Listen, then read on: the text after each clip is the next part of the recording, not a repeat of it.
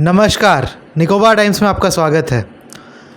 आज हम एक नया सीरीज़ जिसको हमने टाइटल दिया है सुनामी की कहानी, इसकी शुरुआत कर रहे हैं। और आज 16 दिसंबर है। 26 दिसंबर 2022 को सुनामी होकर 18 इयर्स जो है वो कंप्लीट हो जाएगा।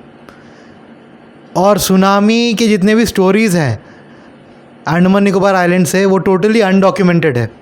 तो ये हमारी एक कोशिश है कि इसको हम डॉक्यूमेंट करें और यूट्यूब वीडियोस के फॉर्म में इसे इंटरनेट में अपलोड करें ताकि ये प्रिजर्व्ड रहे ये स्टोरीज़।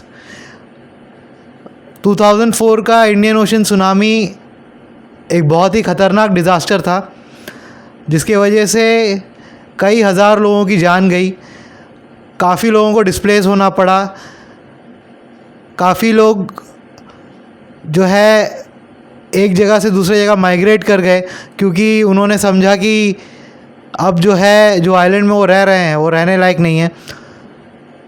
पर ऐसे भी कई लोग थे जो अपने घर में और अपने आइलैंड में जो है टिके रहे इस उम्मीद से कि इम्प्रूवमेंट होगा और फिर से वो जो है नॉर्मल लाइफ जिएंगे। और ऐसे ही हुआ।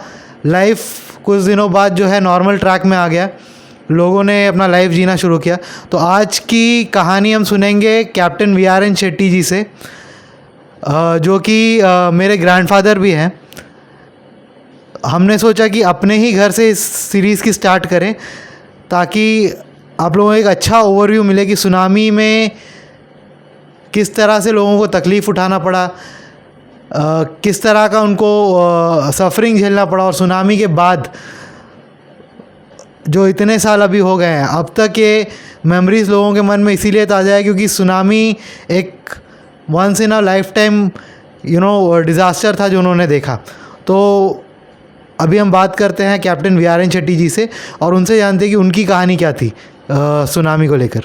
तो सर, सुनामी सेलिब्रेट करने का नहीं है,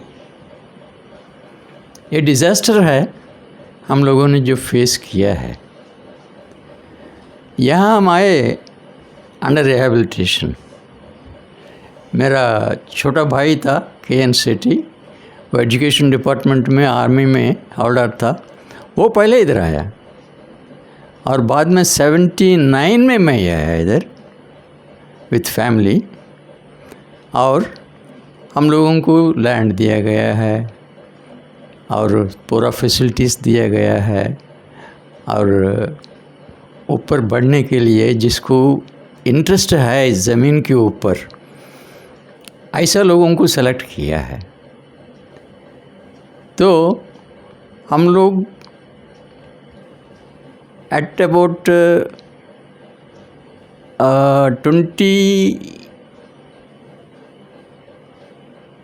27 kilometers away from Campbell Bay area हम लोगों को ज़मीन दिया गया था। उस वक्त ऐसा था, ज़मीन जहाँ है, जो परिवार है वो ज़मीन का हकदार उसी ज़मीन में रहा करते थे। हम भी ऐसे ही किया। वो ज़मीन समुद्र का किनारा था, हमारा रेजिडेंशियल एरिया और समुद्र का किनारा के बीच में सड़क था। Right from Campbell Bay to 35 kilometres. और ज़िंदगी गुज़रता रहा, हम लोग खुश थे। ज़मीन बोलने से, ज़मीन से आमदनी लेने के लिए हम खुश था, हार्ड वर्क करने के लिए खुश थे।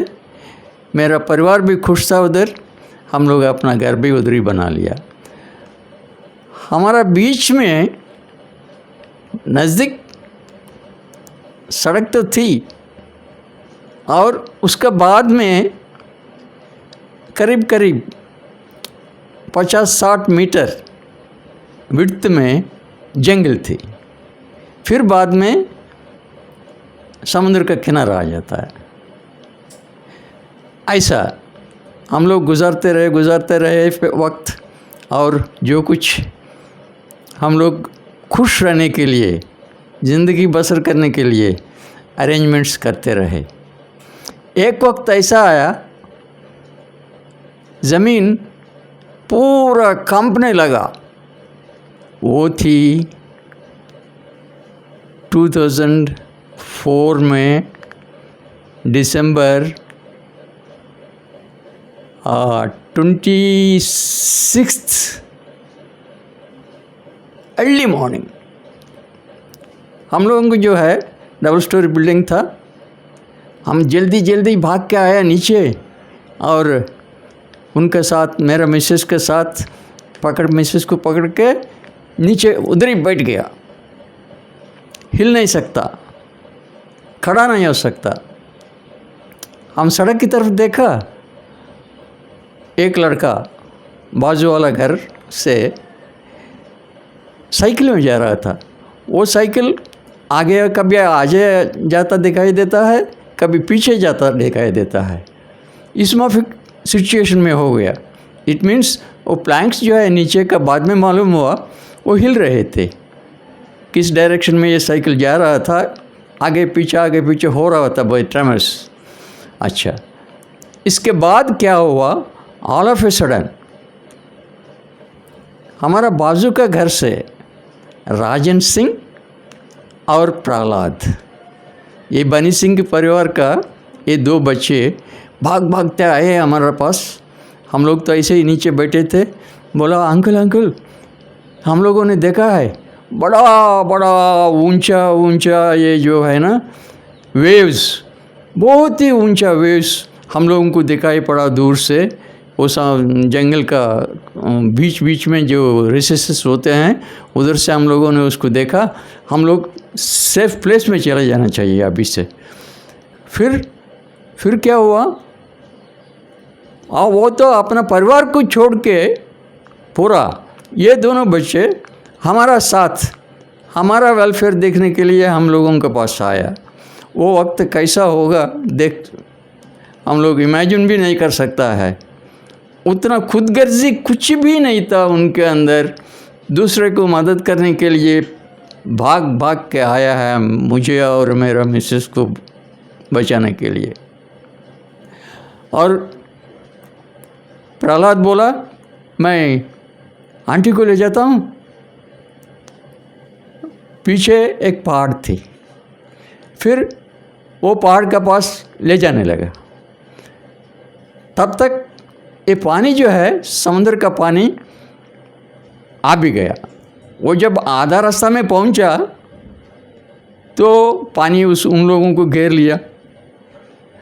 प्रहलाद ने क्या किया है, उसको, आंटी को ऐसे ही उठाया जैसा वो कुछ भी वेट नहीं है, और सचमुच ही वेट नहीं थी, और कंधे में डाल दिया।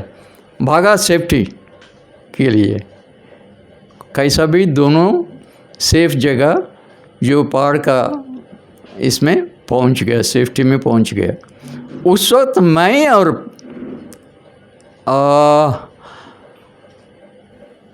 किसका नाम बोला था मैं अभी, राजन सिंह।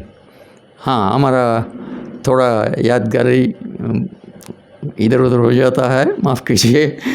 राजन सिंह, मैं घर का पीछे के किनारे में जहाँ किचन, लैबोरेटरी, बाथरूम ये सब रहता है, उधर मैं एक पाइपलाइन को पकड़ के खड़ा था और राजन सिंह उधर एक लकड़ी थी वॉल टू वॉल, उसको पकड़ के ठहरा था। और पानी जो है ना हम लोगों का गले तक आ गया। उस वक्त आदमी का जो चिंतन है क्या होता है वो हम एक्सपीरियंस किया है। ज़िंदगी क्या है, मरना क्या है, मौत क्या है। बट गॉड सेंड ऐसा महसूस किया। उसके बाद में मैं पानी जो है एकदम रिसीड कर दिया पीछे को, गला तक पहुंचा पानी, उसी वक्त एकदम रिसीड कर लिया, समुद्र में वापस चला गया। फिर राजन सिंह और मैं भागा के कैसे भागा, वो तो खेत था, ये पानी आखिरी तक पहुंच गया, आखिरी किनारा तक खेत का। और उसी रश में कैसा भी सेफ एरिया में पहुंच गया। लोकेशन ऐसा थी। अच्छा, ये सब हुआ 26 दिसंबर को, दिसंबर 2004 में। क्रिसमस उसका पहला दिन था। क्रिसमस का नेक्स्ट दिन ये इंसिडेंट हो गया। क्रिसमस को अच्छी तरह से मनाने के लिए वक्त दिया है। और घर पूरा जो है ना वुडन वॉलिंग था, वुडन प्लैंक्स का वॉलिंग था। टॉप जो है वो रूफिंग के लिए टिन शीट लगाए हुए थे। हम लोग जब वापस आया देखता है इस तरफ भी दाहिनी तरफ भी कोई घर नहीं है, बाईं तरफ भी कोई घर नहीं है, दोनों घर गायब। एक बनी सिंह का परिवार का था, दूसरी तरफ ये एक आंध्राइट थे, उनका भी घर नहीं था। हमारा एक ही डबल स्टोरी बिल्डिंग एक ही अकेला खड़ा हो गया। पूरा जैसा हम लोगों ने खिड़की दरवाजे सब खोल के रखा था, पहले सुबह सुबह खोल देते हैं उसी माफिक खोल के रखे थे, और वो ऐसा का ऐसे रहा। एक ग्लास पेन भी टूटा नहीं। उसके अंदर मैं ये बताना चाहता हूँ, मैं और मेरा छोटा लड़का किरण वॉलिंग कैसा बनाया। नारियल का खोपड़ी जो होता है, खोपड़ा निकालने के बाद उसको वॉल में इस्तेमाल किया। एक लाइन वो वॉलिंग के लिए उसको ये पलटी करके उसके अंदर रखा, फिर बाद में उसके ऊपर कंक्रीट डाला। उस माफिक नीचे वाला तला जो है उसका वॉलिंग पूरा ऐसे ही हुआ है। हम भी सरप्राइज रहे वो इसका कैसा बर्दाश्त किया है वो घर इतना वेव्स एक्शन में। और वेव्स का ऊंचाई मैं अंदाज़ किया है, नॉर्मल जो समुद्र का हाइट होता है, नॉर्मल वेव्स आता है, उससे करीब करीब 15 फीट ऊंचा टच किया है। कैसा हिसाब करता हूँ मैं, मेरा घर में नीचे वाला तले का ऊपर की तरफ टच किया है। तो समुद्र का किनारा, उसका सड़क पार करना, उसका ऊंचाई, उसके बाद में घर में आना, करीब 8-9 फीट ऊपर घर में उधर छूना, ये सब देखने के बाद 15 फीट हाइट का व्यूज थे। ये सब कुछ ऐसा हुआ। और इसके बाद में क्या हुआ थोड़ा डिटेल्स में बताना चाहता हूँ मैं।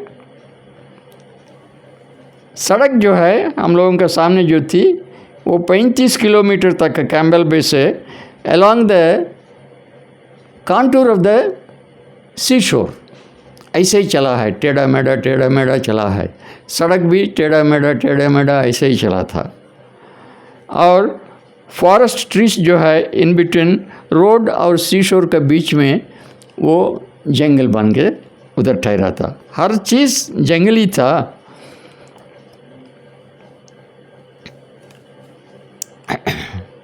जो राजन का आया हुआ उनको मदद जो भी हमें मिला है, हम प्रहलाद को और राजन को बहुत बहुत शुक्रिया अदा करते हैं, अदा किया। और अभी हम अकेला रह गया है, क्यों, मेरा मिसेस मियोट हॉस्पिटल चेन्नई में गुजर गई थी। और इसको वहाँ तक ले जाने के लिए यहाँ से कैम्बेल बे से मेरा पोता तरुण हमारा साथ था, ट्रैवलिंग में भी, उधर हॉस्पिटल में पूरा एडमिनिस्ट्रेशन वगैरह का उसको देखभाल करने के लिए भी। और हर चीज़, हमारा कोई संबंध ही नहीं दिखता था। हॉस्पिटल में मेरा मिसेस है, बेड में है, स्पेशलिस्ट देख रहे हैं, पूरा जितना भी बंदोबस्त थी उसने किया। उसके बाद में एक दिन शाम को एक स्पेशलिस्ट साहब आया, जबकि मेरा डॉटर मंजू जो गोवा से वहाँ पहुँच गया, मेरा बड़ा लड़का प्रवीण, ये सब उधर खड़े थे। आके बोला, आप लोगों के रिश्तेदारों को बता दीजिए कल सुबह ये हम लोगों में नहीं होगा। ऐसा ही हुआ है। They are specialist, they know. वहाँ सुबह तक वो गुजर गई। उसके बाद में कई प्रबंध करना पड़ा उनके लिए। उनका इच्छा थी अपना खेत में उनका बरियल हो, समाधि हो, तो उसको प्रबंध करना, चेन्नई से पोर्ट ब्लेयर से डेड बॉडी को इधर लाना, फिर पूरा प्रबंध कराना, ये सब किसने किया? मेरा पोता तरुण ने किया है। उसके अंदर हमारा या हम तीन उधर मौजूद थे, हम लोगों का कोई भी हाथ नहीं था। हम शुक्रगुजार है उसको।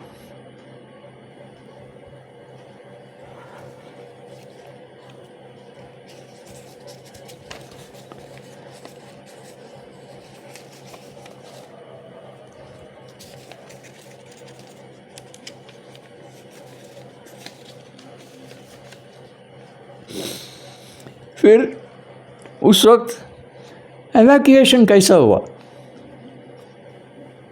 एक खेत में थ्रेशिंग प्लेटफॉर्म थी, जहाँ धान को पिटाई करके धान निकालते हैं, ऐसा वाला एक प्लेटफॉर्म थी, ऊंचा प्लेटफॉर्म थी। एक हेलीकॉप्टर उतरने के लिए जगह थी, उधर हेलीकॉप्टर उतरा। मैं उधर मौजूद नहीं था, शांता बाकी लोगों के साथ उधर मौजूद थी। बाद में ये बताया गया हमको, मोस्ट प्रॉब्ली मैं बाद में सोचा है वो रेकी के लिए आई, क्या नुकसान हुआ, कैसा प्रबंध करना, ये सब रेकी के लिए, ये प्रबंध करने के लिए रेकी में आई होगी। और उनका पायलट जो है, मेरा मिसेस को अपना हाथों में उठा के को पायलट का सीट में बैठा दे, वो इधर पहुंच गई, फोर्ट कैम्पबेल पे पहुंच गई।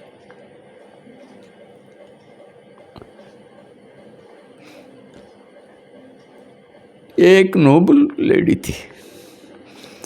इस माफिक हमारा परिवार के माफिक कई परिवार, दोस्त लोग और रिश्तेदार सब किरण और रेखा का घर में पहुंच गए।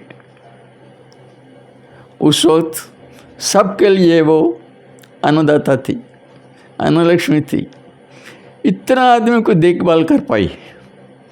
उसके बाद में आहिस्ता आहिस्ता और लंबा अरसे तक आहिस्ता आहिस्ता जो है ऑन वॉर फुटिंग हम लोगों के लिए टेम्पररी शेल्टर्स बनाया गया है। वो टेम्पररी शेल्टर्स किधर बनाया?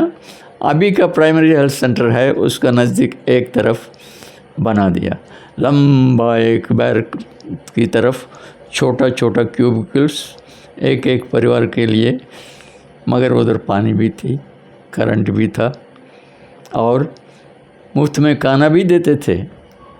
ये भी था, कोई कसर नहीं छोड़ा एडमिनिस्ट्रेशन में। मगर एक चीज़ मेरा वाइफ में देखा है, कोई शिकायत ही नहीं है। इतना पीसफुल लेडी, हर हमेशा उसको मालूम ही नहीं है शिकायत क्या होता है। ऐसा हमारा साथ गुजारी बहुत अरसे तक। ये कब तक चला? हम लोगों को परमानेंट शेल्टर्स बनाने तक चला है। वो लंबा अरसा पकड़ा। क्यों? जो ओरिजिनल सड़क थी वो तो ख़त्म हो गया और पीछे पहाड़ काट के उसको नया हम लोगों के खेतों के बीच में, जहाँ हम लोगों को बचने के लिए वहाँ जहाँ भागे थे उसका किनारा काट के वहाँ सड़क बनाया। 35 तक बन गया रोड। उसके बाद में जो है इसके बीच में ये परमानेंट शेल्टर्स भी बनना शुरू कर दिया ऑन वॉर फुटिंग। ये परमानेंट शेल्टर्स कैसे बनाए? अपना अपना गांव में, एक गांव जैसा ही इकट्ठा। पहले क्या, कहाँ रहते थे हम लोग? अपना अपना खेत में रहते थे। किसी का भी 10 एकड़ एक ज़मीन एक ही साथ है, उसके अंदर घर बना लिया। समुद्र का किनारा जैसा हमने बनाया ऐसा बहुत लोग बनाया, थोड़ा अंदर की तरफ कुछ लोग बनाया। स्मॉफिक था। अभी ये है क्लस्टर्ड विलेजेस बना दिया, जैसा मेनलैंड में होता है विलेजेस का, उसी माफिक बना दिया। वो खेतें बहुत दूर में हैं और उधर जाना वापस आना, और हम लोगों को जो मेन क्रॉप है ये कोकोनट प्लांटेशंस, बंदर खा जाना, कुछ खेत में लगा देने से उसको खाने के लिए शोर आ जाना, स्मॉफिक थी, तकलीफ़ थी। जैसा मेनलैंड में होता है उसी माफिक सिचुएशन में हम लोगों को बन गया। अच्छा, ये परमानेंट शेल्टर्स कैसे बनाया? 2 परिवार रहने के लिए 2 पोर्शन इकट्ठा बना दिया, और दोनों परिवार को थोड़ा ब्रीदिंग एरिया उनका घर का आजू बाजू दोनों तरफ दिया है, छोड़ दिया है। वो वहाँ जाने के बाद पहला मेरा वाइफ ने बोला वहाँ जाएंगे हम लोग, मैं और मेरा मिसेस सिर्फ पहले पैर थे जो वहाँ परमानेंट शेल्टर को ऑक्यूपाई किया। आहिस्ता आहिस्ता सब कुछ ठीक हुआ। उसके बाद में हम लोगों को जैसा जैसा उम्र बढ़ता गया है उस माफिक हम लोगों का हेल्थ भी ठीक नहीं है, ठीक नहीं रहता, और बीमारियां ज़्यादा पकड़ लिया। अभी मेरा उम्र है 88 साल, अप्रैल आएगा वो ख़त्म हो जाएगा, नेक्स्ट अप्रैल 88 साल ख़त्म हो जाएगा, 89 में पहुंच जाएगा। मैं अभी भी किसका केयर में रहता है? यहाँ रेखा और किरण उसका परिवार के केयर में रहता हूँ। वो मेरा अन्नपूर्णी है अभी भी, रेखा।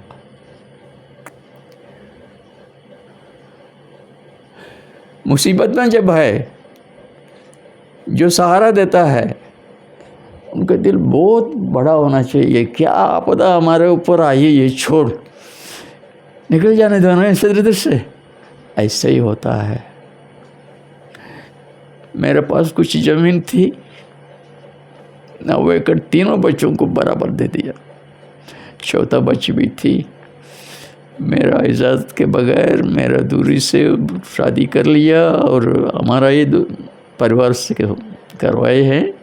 उसके बाद में ना हमारा घर में आई ना उनका घर में गया। ऐसा एक बच्ची गुजर भी गई। उसके लिए मुझे अफसोस बहुत है, देख नहीं पाया। अभी मेरा वाइफ भी गुजर गई। मैं यहाँ हूँ, आर्फन नहीं, मैं आर्फन नहीं बना है। जितना फैसिलिटीज हमको चाहिए वो ये इधर अन्नपूर्णी जो है पूरा कर रही है।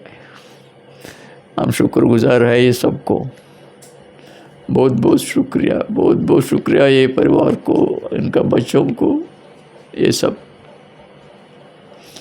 ये चीज़ें सुनामी का सुनते सुनते आप लोगों को मेनलैंड में तो ऐसा ही मैंने सुनामी क्या है, ये इतना कहा नहीं बोल रहा है, ये सच है, ऐसा भी एक ख्याल आ सकता है। नहीं नहीं, ये पूरा जितना भी आप लोगों को मैं बोलना चाहता था, मेरा पोता मेरा ही इंटरव्यू ले रहा है, ये पूरा सच्चाई है। कोई एक छोटा सा छोटा झूठ भी इसके अंदर नहीं है, बढ़ चढ़ा के नहीं बोला गया है।